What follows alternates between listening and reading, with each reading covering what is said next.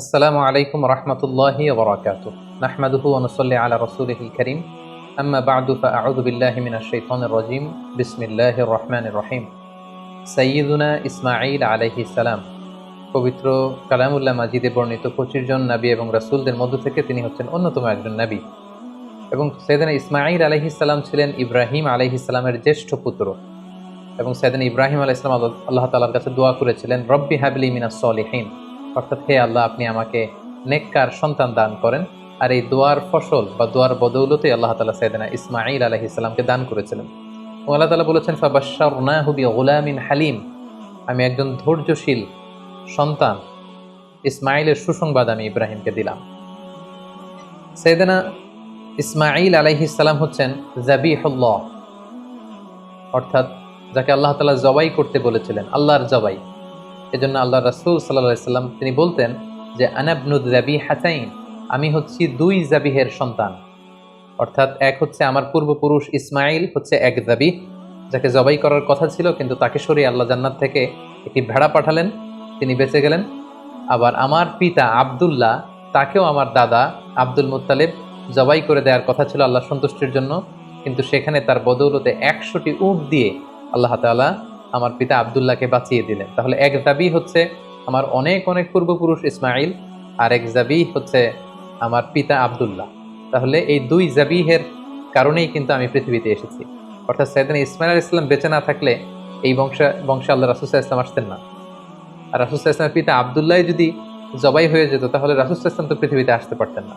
এজন্য তিনি বলতেন আনা ইবনু যাবিহাতাইন, আমি হচ্ছি দুই যাবিহের সন্তান, একজন হচ্ছে ইসমাঈল আলাইহিস সালাম আর একজন হচ্ছে আল্লাহ রাসূল সাল্লাল্লাহু আলাইহি ওয়াসাল্লামের পিতা আব্দুল্লাহ। ইসমাঈল আলাইহিস সালামকে বলা হয় আবুল আরব, তিনি আরব জাতির পিতা। পুরো আরব গোষ্ঠীটাকে তিনটি ভাগে ভাগ করা যায়, একটা হচ্ছে আল আরাব আল বাঈদা, আর একটা আল আরাব আল আরিবা, আর একটা মুস্তাআরিবা। বাঈদা মানে হচ্ছে অনেক আগের যে আরব জাতি, যেটা হচ্ছে আদ সামুদ জাতির কথা বলা হয়, তারা ধ্বংস হয়ে গিয়েছে, তাদের কেউ পৃথিবীতে নেই, তারা হচ্ছে আরবে বাঈদা। আরেকটা হচ্ছে আল আরাব আল আরিবা, যারা হচ্ছে অরিজিনাল আরব, যাদেরকে কাহতানি বলা হয়। আর 3 নম্বর আরব হচ্ছে আল আরাব আল মুস্তাআরাবা বা মুস্তাআরিবা, মানে যারা বেসিকলি মূলত আরব নয়, ভিনদেশী লোক, কিন্তু আরবি সংস্কৃতিতে এসে আরবি ভাষা শিখে তারা এখন আরব হয়ে গিয়েছে। আরব জাতিগোষ্ঠীর এই বিশেষ শাখাটির ফাউন্ডার হচ্ছে, আর আরাব আল মুস্তাআরাবার ফাউন্ডার হচ্ছে সাইয়েদনা ইসমাঈল আলাইহিস সালাম। এজন্য ওনাকে বলা হয় আবুল আরব, আরব জাতির পিতা। এবং রাসূলুল্লাহ সাল্লাল্লাহু আলাইহি সাল্লাম তিনি কিন্তু ইসমাঈল আলাইহিস সালামের বংশে আগমন করেছেন, তাই তিনি হচ্ছেন বানি ইসমাঈল। আর ইয়াকুব আলাইহিস সালামের পরবর্তী বাকি সব নবী হচ্ছে বানি ইসরাইল। সাইয়েদনা ইসমাঈল আলাইহিস সালাম এমন একজন নবী যার বদৌলতে আমরা জমজমের কুয়ার পানি পেয়েছি, যে কুয়ার ব্যাপারে রাসূল সাল্লাল্লাহু আলাইহি ওয়াসাল্লাম বলেছেন ইন্নাহা তুআমু তুমিন ওয়া শিফাউ সুকমিন। জমজমের পানি এটা যেমনি মানুষের ক্ষুধা নিবারণ করে, আবার এটা মানুষের রোগ বালাই থেকে শিফা দান করে। পাশাপাশি কুরবানির যে বিধান, অর্থাৎ জিলহজের 10 তারিখে আমরা যে কুরবানি করি ঈদুল আজহার দিন, এই কুরবানির বিধানটাও কিন্তু সাইয়েদনা ইসমাঈল আলাইহিস সালামের কারণে আমরা পেয়েছি, আমরা শুনবো সামনে। পাশাপাশি কাবা নির্মাণের সাথেও কিন্তু সাইয়েদনা ইসমাঈল আলাইহিস সালাম ওতপ্রোতভাবে জড়িত, কারণ ইব্রাহিম আলাইহিস সালাম প্রধান রাজমিস্ত্রির ভূমিকায় অবতীর্ণ হয়েছিলেন, আর ওনার সাথে সাপোর্ট দেওয়ার জন্য, সহযোগিতার জন্য সাইয়েদনা ইসমাঈল আলাইহিস সালাম পাথর বয়ে বয়ে পাথর টেনে পিতার হাতে দিতেন। সাইয়েদনা ইসমাঈল আলাইহিস সালামের জন্ম হয়েছিল ফিলিস্তিনে, কিন্তু সেখানে তিনি থাকতে পারেননি। আল্লাহ তাআলার আদেশে ওনার পিতা ইব্রাহিম আলাইহিস সালাম হাজারকে এবং ইসমাইলকে মক্কার মরুজমিনে রেখে দিয়ে যায়। সারা চাচ্ছিল যে হাজার এবং ইসমাইল যাতে ফিলিস্তিনে না থাকে। পাশাপাশি আল্লাহ তাআলাও আদেশ করলেন যে প্রিয় কলিজার টুকরা সন্তানকে মক্কার মরুজমিনে তুমি রেখে দিয়ে আসো। ইব্রাহিম আলাইহিস সালাম তাই করলেন, কলিজার টুকরা সন্তান ইসমাইল আলাইহিস সালামকে এবং তার মা হাজেরাকে মরুভূমিতে রেখে দিয়ে চলে গেলেন। একা ধুধু প্রান্তরে, হাজেরার কাছে কিছু নেই, সামান্য কিছু খেজুর আর 1 মশক পানি। 1-2 দিন যাওয়ার পরে এই খেজুরও শেষ, পানিও শেষ, কোনো খাবার যেহেতু নেই, হাজেরার স্তনে দুধও নেই, দুধের বাচ্চা ইসমাইলকে খাওয়ানোর মতো কিছু নেই। আল্লাহর এই নবী সাইয়েদনা ইসমাঈল আলাইহিস সালাম দুধের বাচ্চা, তিনি ছটফট করছিলেন ক্ষুধার যন্ত্রণায়, পানির তৃষ্ণায়। সাইয়েদনা ইসমাঈল আলাইহিস সালাম মক্কার মরুজমিনের মধ্যে তিনি ছটফট করছেন। এই কঠিন দৃশ্য দেখে ধৈর্য ধারণ করা হাজেরার পক্ষে সম্ভব ছিল না। তিনি সাইয়েদনা ইসমাঈল আলাইহিস সালামকে মরুভূমির মধ্যে রেখে পানির সন্ধানে পাশে একটা ছোট্ট পাহাড় ছিল, পাহাড়টির নাম হচ্ছে সাফা, এই সাফা পাহাড়ের উপরে তিনি আরোহণ করলেন। দূর মরুভূমির এদিক সেদিক তিনি খুঁজতে আরম্ভ করলেন, কোনো কাফলা দেখা যায় কিনা, কাউকে দেখা যায় কিনা। পানির কোনো সন্ধান করা যায় কিনা। না, তিনি কাউকে দেখতে পাচ্ছেন না। আবার তিনি সাফা পাহাড় থেকে নেমে পাশে আরেকটা পাহাড় ছিল, সেটার নাম হচ্ছে মারোয়া, দৌড়ে যে মারোয়াতে উঠলেন। এবার আবার মরুভূমির দিকে তিনি তাকালেন যে কোনো কাফেলা দেখা যায় কিনা, কোনো জনমানুষ দেখা যায় কিনা, পানির কোনো সন্ধান মেলে কিনা, কিন্তু না, তিনি কাউকে দেখতে পেলেন না। আবার তিনি মারোয়া থেকে নেমে এসে সাফায় উঠলেন, আবার সাফা থেকে মারোয়ায়। এভাবে তিনি পানির সন্ধানের জন্য সাফা থেকে মারোয়া পাহাড়ের মাঝখানে সেই তপ্ত মরুর বুকে 7 বার তিনি দৌড়াদৌড়ি করেছিলেন। বিবি হাজেরার এই 7 বার টার্ন করাটা, এই দৌড়াদৌড়ি করাটা আল্লাহ তাআলার কাছে এত পছন্দনীয় হয়েছে, হজের সময় প্রত্যেক হাজী সাহেবের এই 2 পাহাড়ের মাঝখানে আস-সা'য়ু বাইনা সাফা ওয়াল মারওয়া, সাফা মারওয়ার মাঝখানে দৌড়াদৌড়ি করাটাকে আল্লাহ তাআলা হাজীদের জন্য ওয়াজিব করে দিয়েছেন। হঠাৎ আল্লাহ তখন ফেরেশতা পাঠালেন। ফেরেশতা বলল, হাজার তুমি যাও, তোমার দুধের ছেলে ইসমাইলের কাছে যাও, তার পাশেই তুমি জমজমের কুয়া দেখতে পাবে। তিনি গেলেন, যে দেখলেন ঠিকই মরুর জমিন পুড়ে সেখান থেকে কলকল করে ভিতর থেকে পানি বের হচ্ছে। তিনি দেখে তো তিনি অবাক হলেন, তিনি আল্লাহর শুকরিয়া আদায় করলেন, এটাই হচ্ছে সেই জমজমের কুয়া। এবং সেখান থেকে তিনি পানি পান করলেন, মশকের ভেতরে পানি ভরে রাখলেন, দুধের শিশু ইসমাইলকে পানি পান করালেন। তিনি দেখতে পেলেন পানি শুধু বেরোচ্ছে আর বেরোচ্ছে, পানি যেন চলে না যায় চারদিকে। তিনি বালু দিয়ে বাঁধ দিতে লাগলেন। আমরা যেমনি পানি ঠেকানোর জন্য বেরি বাঁধ দেই, তেমনি হাজার তিনি বালু দিয়ে বাঁধ দিতে লাগলেন। হাজার কিন্তু আরবি ভাষা জানতো না, তিনি জানতেন ইব্রানি ভাষা, এবং ইসমাইল আলাইহিস সালামও তো ছোট বাচ্চা। সো হাজার ইব্রানি ভাষায়, তার নিজের ভাষায় বালি দিয়ে পানিটাকে আটকে রাখার চেষ্টা করছিলেন, আর ইব্রানি ভাষায় বলছিলেন ঝাম ঝাম, মানে স্টপ স্টপ, থাম, পানি চলে যাস নে। তিনি পানি আটকানোর জন্য বাদ দিয়ে নিজের ভাষায়, ইব্রানি ভাষায় তিনি বলছিলেন ঝাম ঝাম, মানে থাম থাম। তো ওনার মুখনিসৃত এই ঝাম ঝাম শব্দ দুইটা আল্লাহ তাআলার এত ভালো লেগেছে, কিয়ামত পর্যন্ত এই পানির কুয়ার পানির নাম আল্লাহ তাআলা এটাকে জামজামের কুয়ার পানি হিসেবে নাম করে দিলেন। সুবহানাল্লাহ ওয়া বিহামদিহি। ইন দ্য মিন টাইম, ইয়ামান থেকে একটি ব্যবসায়ী কাফেলা পাশ দিয়ে যাচ্ছিল। কাফেলাটির নাম হচ্ছে জুরহুম। জুরহুম গ্রুপের একটি কাফেলা, জুরহুম কওমের। তারা হঠাৎ করে মক্কার আকাশে পাখি দেখতে পেল। এর আগে কখনো মক্কার আকাশে তারা পাখি দেখেনি। আর আরব এলাকায় কোনো এলাকার উপর দিয়ে পাখি ওড়াউড়ি করা মানে সেখানে পানির অস্তিত্ব রয়েছে। কাফেলার প্রধান বলল, এখানে পাখি আসলো কোত্থেকে? মক্কার এই লোকেশনে তো কখনো আমরা এত বছর ধরে এখানে কাফেলা নিয়ে আসা যাওয়া করি, আমরা তো পাখি দেখিনি, নিশ্চয়ই এখানে পানির কোনো ব্যবস্থা হয়েছে। তারা যেয়ে দেখলো যে একজন নারী, সাথে দুগ্ধপোষ্য ছোট্ট বাচ্চা, আর পাশে একটা কুয়ার মতো, ভেতর থেকে শুধু পানি বেরোচ্ছে। তারা হাজেরার কাছে পানির অনুমতি চাইলো, হাজেরা পানির অনুমতি দিলেন। তারা পানি খেয়ে তৃপ্ত হলো। তারা বললো যে আপনি যদি অনুমতি দেন তাহলে আমরা এই পানির আশেপাশে বসতি করতে চাই এবং আমাদের এলাকাবাসীদের সবাইকে এনে এখানে রাখতে চাই। বিবি হাজেরা বললেন, হ্যাঁ অবশ্যই, তোমরা আসতে পারো, পানি খেতে পারো, এখানে বসতি স্থাপন করতে পারো, তবে মনে রেখো এই জমজমের মালিকানা তোমাদের থাকবে না, ওনারশিপ থাকবে আমার কাছে। সুবহানাল্লাহি ওয়া বিহামদিহি। সাইয়েদনা ইব্রাহিম আলাইহিস সালামের দোয়ার ফসলে এখানে জনমানুষের আগমন ঘটতে আরম্ভ করলো। জমজমের পানির কথা চারদিকে ছড়িয়ে পড়তে লাগলো এবং ছোট্ট দুধের বাচ্চা ইসমাঈল আলাইহিস সালাম বড় হতে লাগলেন। এবং সাইয়েদুনা ইসমাঈল আলাইহিস সালাম এই জুরহুম গোত্রের লোকদের কাছে তিনি আরবি ভাষা শিখলেন। তাদের ছেলে মেয়েদের সাথে তিনি বড় হতে লাগলেন। অরিজিনালি তারা ছিলেন ইব্রানি ভাষার লোক, কিন্তু এখানে তিনি আরবি ভাষা শিখে ফেললেন। সাইয়েদনা ইসমাঈল আলাইহিস সালাম এই জুরহুম কওমের লোকদের কাছেই বড় হতে লাগলেন। সেখানকার ছেলে মেয়েদের সাথে তিনি কথা বলতে বলতে আরবি ভাষা শিখে ফেললেন। উনি ছিলেন ইব্রানি ভাষার মানুষ, কিন্তু তাদের কাছ থেকে তিনি আরবি ভাষা একেবারে পরিপক্ক হলেন। তার বয়স যখন 13 বছর, ঠিক তখন আল্লাহ তাআলা তার পিতা সাইয়েদনা ইব্রাহিম আলাইহিস সালামকে স্বপ্নে দেখালেন যে, ইব্রাহিম, তুমি তোমার সবচাইতে পছন্দনীয় বস্তুটি আল্লাহর রাস্তায় কুরবানি করো। একাধিকবার তিনি এই স্বপ্নটি দেখলেন এবং ইব্রাহিম আলাইহিস সালাম বুঝতে পারলেন যে আমার সবচাইতে পছন্দনীয় হচ্ছে আমার ছেলে ইসমাঈল, যাকে আমি আল্লাহর আদেশে সেই মক্কার মরুভূমিতে রেখে এসেছি। আজ 13টি বছর আমি ফিলিস্তিনে আমার ছেলেকে অনেক মিস করছি। না জানি আমার ইসমাইল দেখতে কতটুকু হয়েছে, না জানি আমার ইসমাইল কত বড় হয়েছে, দেখতে কত সুন্দর হয়েছে। ইব্রাহিম আলাইহিস সালামের হৃদয়ে ছেলে ইসমাইলের মায়া ভালোবাসা যখন প্রবলভাবে জন্মালো, ঠিক ওই মুহূর্তে তিনি স্বপ্নে দেখলেন যে আল্লাহ তাআলা ইসমাঈল আলাইহিস সালামকে কুরবানি করে দেওয়ার জন্য, জবাই করে দেওয়ার জন্য আদেশ করছেন। তিনি আল্লাহ তাআলার আদেশে ফিলিস্তিন থেকে মক্কায় চলে আসলেন। এসে 13 বছর পর নিজের কলিজার টুকরার সন্তান ইসমাইলকে দেখলেন, কিন্তু এই ছেলেকেও তিনি বেশি দিন ধরে রাখতে পারবেন না, কারণ আল্লাহ তাআলার আদেশে তাকে জবাই করতে হবে।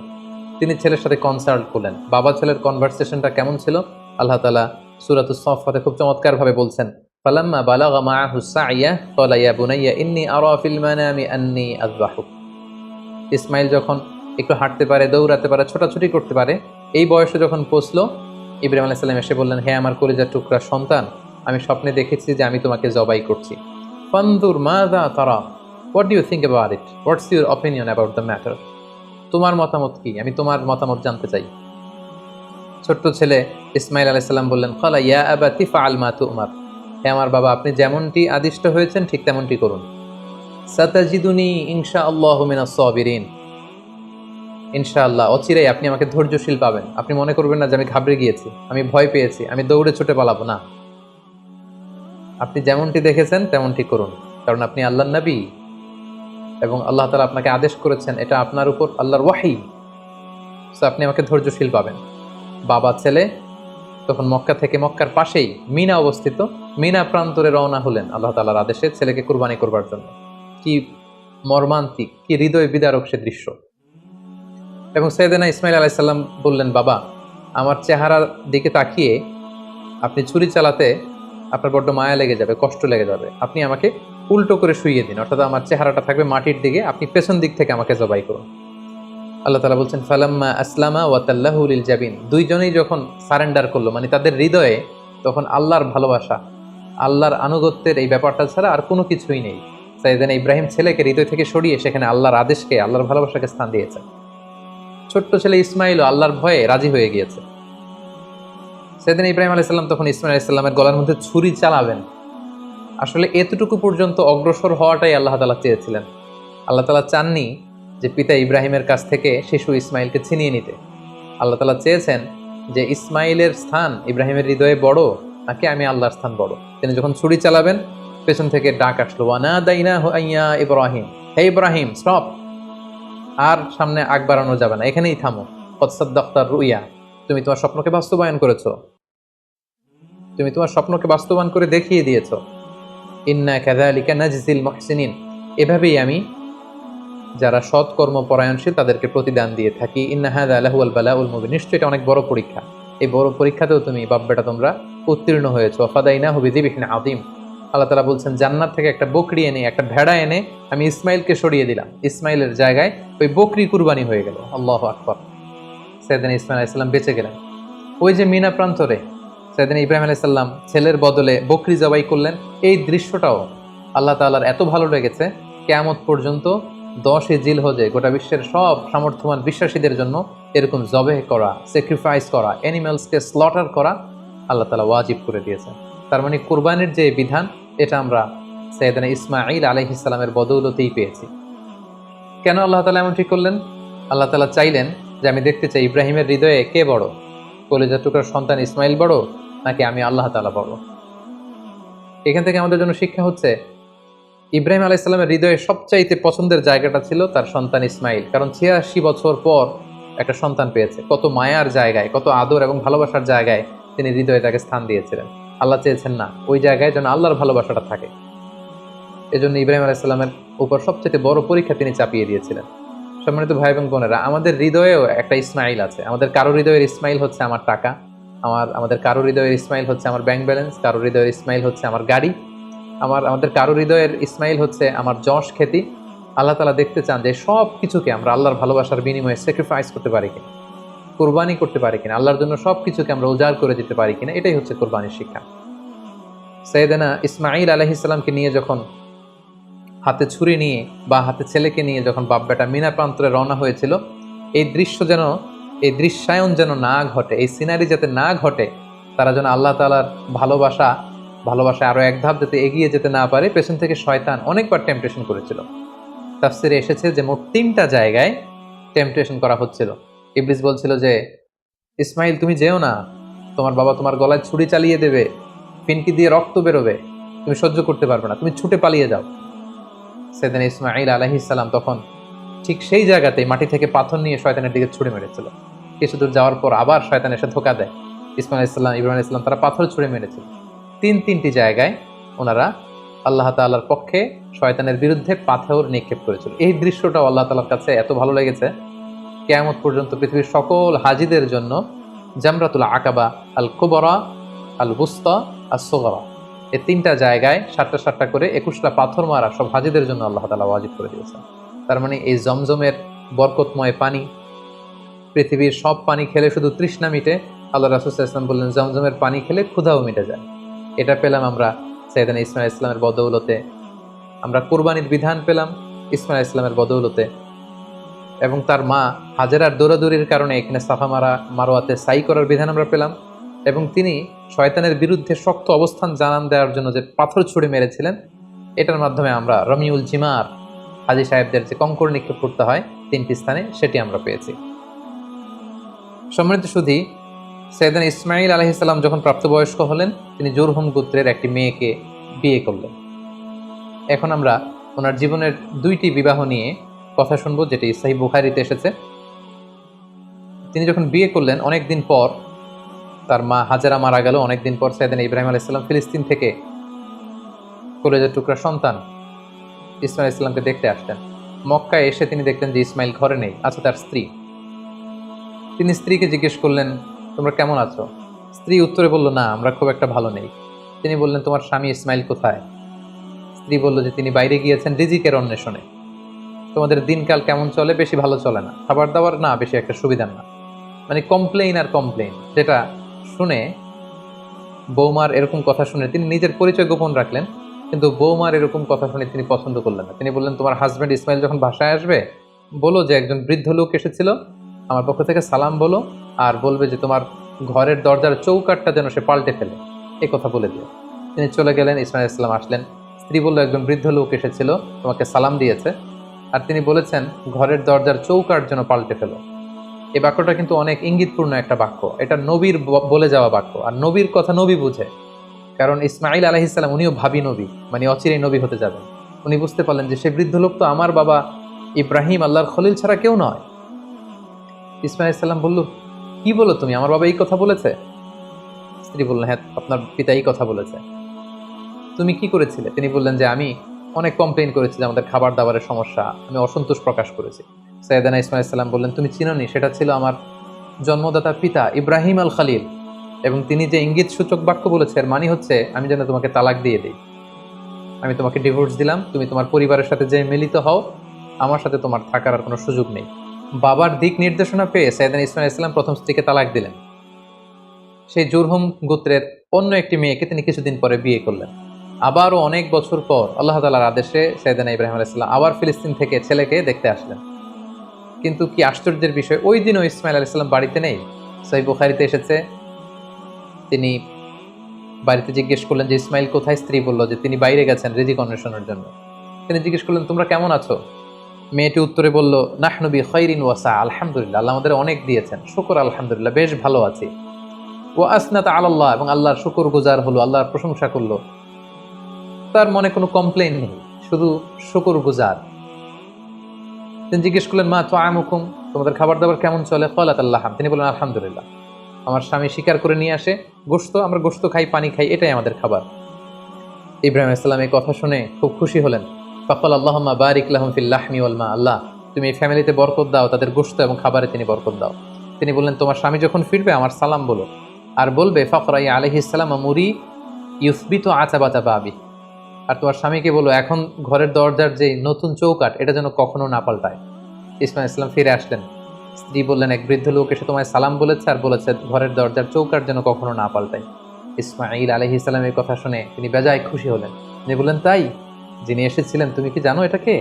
তিনি আমার জন্মদাতা পিতা ইব্রাহিম আলাইহিস সালাম, আর তিনি তোমার ব্যাপারে আমার কাছে পজিটিভ সার্টিফাই করেছেন। তিনি বলেছেন তোমাকে যে আমি স্ত্রী হিসেবে রেখেছি, মরার আগ পর্যন্ত যেন তোমাকেই জড়িয়ে রাখি, একসাথেই যেন আমরা জান্নাতে যাই, তোমার হাতটা যে আমি ধরেছি কখনো যেন তোমাকে ছেড়ে না দেই, চিরকাল আমাদের এই স্বামী স্ত্রীর দাম্পত্য জীবনের এই ভালোবাসার বন্ধন যেন অটুট থাকে। এই বর্ণনাটি খুব চমৎকারভাবে সহিহ বুখারীতে বর্ণিত হয়েছে। সাইয়েদনা ইসমাঈল আলাইহিস সালাম ওনার পিতার আদেশে প্রথম স্ত্রীকে তালাক দিলেন এবং দ্বিতীয় স্ত্রীকে নিয়ে সুখে স্বাচ্ছন্দ্যে মক্কায় তিনি বসবাস করতে লাগলেন। এবং একটা সময়ে সাইয়েদনা ইব্রাহিম আলাইহিস সালাম যখন আবার মক্কায় আসলেন, কাবা নির্মাণের কাজে তিনি তার পিতাকে সহযোগিতা করেছেন, এবং সবসময় তিনি কাবা পরিষ্কার করতেন, ঝাড়ু দিতেন, কারণ আল্লাহ তাআলা বলেছেন ওয়া আহিদনা ইলা ইব্রাহিমা ওয়া ইসমাঈল, ইব্রাহিম এবং ইসমাঈলকে আমি স্পেশাল অর্ডার করেছি যে তাহহিরা বাইতিয়া, আমার ঘর এই কাবাকে তোমরা ক্লিন আপ করো, পরিচ্ছন্ন করো। কাদের জন্য? লিত্তাইফিন, তাওয়াফকারীদের জন্য, ওয়াল আকিফিন, যারা এই কাবা ঘরে ইতিকাফ করবে তাদের জন্য, ওয়ার রুক্কাইস সুজুদ, এবং সালাত আদায়কারীদের জন্য, রুকু সেজদাকারীদের জন্য কাবা ঘরকে পরিচ্ছন্ন করো। সাইয়েদনা ইসমাঈল আলাইহিস সালাম এই কাবা ঘরকে তিনি পরিচ্ছন্ন করতেন। সাইয়েদনা ইসমাঈল আলাইহিস সালামের ব্যাপারে আরো একটি তথ্য জানা যায়, যেটি সহিহ বুখারীতে এসেছে। সেটা হচ্ছে তিনি অত্যন্ত ভালো তীরন্দাজ ছিলেন, ভালো তীর মারতে জানতেন।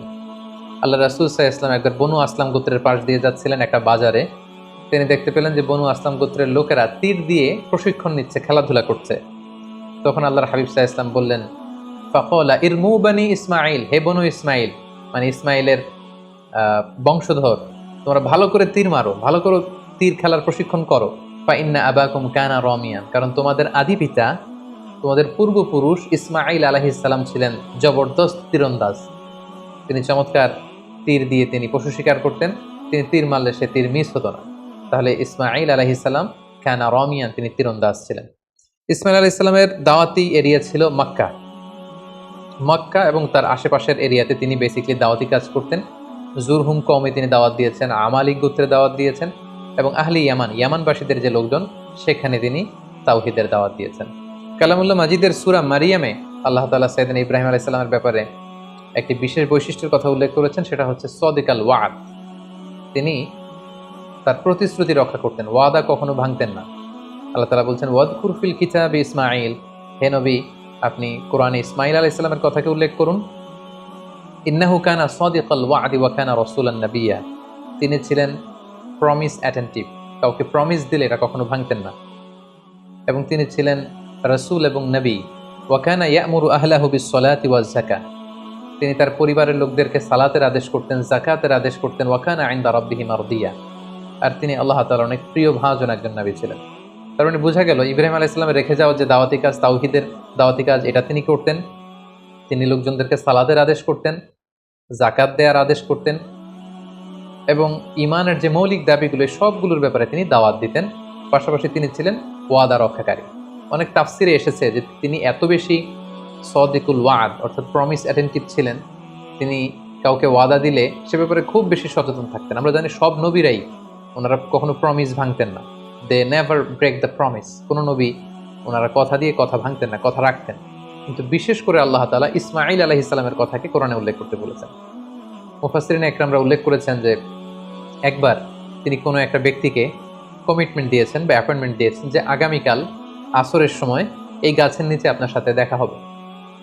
সাইয়েদনা ইসমাঈল আলাইহিস সালাম তার পরের দিন কথা অনুযায়ী ওই ব্যক্তির সাথে দেখা করবার জন্য সেই গাছের নিচে যেয়ে হাজির হলেন, কিন্তু সেই ব্যক্তিটিকে আর খুঁজে পাওয়া গেল না, তিনি আসলেন না।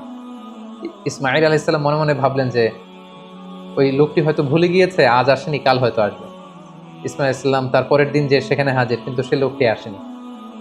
ইসমাঈল আলাইহিস সালাম তার পরের দিনও যে সেখানে হাজির, ওই লোকটি আসেনি।